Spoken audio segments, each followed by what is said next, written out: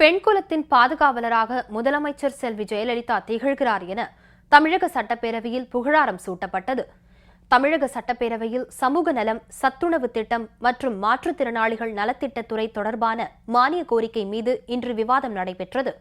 இந்த விவாதத்தில் திமுக உறுப்பினர் பேசியபோது குறுக்கிட்ட சமூக நலம் மற்றும் சத்துணவு திட்டத்துறை அமைச்சர் திருமதி ப. வளர்மதி, திமுக பெண்களை இழிவுபடுத்தும் கட்சி என்பதற்கு கடந்த காலத்தில் நிகழ்ந்த சம்பவமே உதாரணம் என்றும், அன்னை தெரசாவே முதலமைச்சர் செல்வி ஜெயலலிதாவின் இல்லம் தேடி வந்து பாராட்டியது பெண்குலத்திற்கு பாதுகாவலராக முதலமைச்சர் திகழ்கிறார் என்பதற்கு சான்று என்றும் புகழாரம் சூட்டினார்.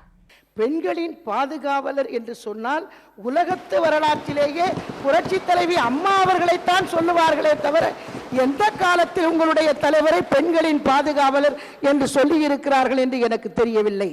சமூக நலத்துறை என்று சொன்னால் அது புரட்சி தலைவி அம்மா அவர்கள்தான். பெண்குலத்தின் தெய்வமாக விளங்குகிறவர் அம்மா அவர்கள்தான். ஆகவேதான் இன்றைக்கு இந்தியா மட்டுமல்ல உலகமே அம்மா அவர்களை பாராட்டுகிறது. மரியாதைக்குரிய வணக்கத்திற்குரிய அன்னை தெரசா அவர்கள் எங்களுடைய அம்மா அவர்களின் இல்லத்திற்கே வந்து, இது உலகத்திற்கே தெரிந்த விஷயம், அம்மா அவர்களின் இல்லத்தை தேடி வந்து கைகளை தொட்டு நான் என்னென்ன நினைத்தேனோ அதையெல்லாம் செய்து முடித்திருக்கிற என்னுடைய பெண் என்று பாராட்டிவிட்டு போனார். இதைவிட வேறு என்ன வேண்டும்?